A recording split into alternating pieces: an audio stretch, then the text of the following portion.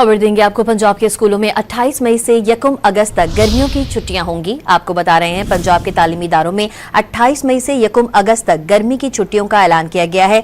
वजीर तालीम ने स्कूलों के औकात भी कम कर दिए हैं। स्कूलों के नए औकात 7:30 से 11:30 तक होंगे और फैसले का इतलाक सरकारी और निजी तालीमी इदारों पर होगा। खबर दे रहे हैं आपको, पंजाब के स्कूलों में 28 मई से 1 अगस्त तक गर्मियों की छुट्टियां होंगी।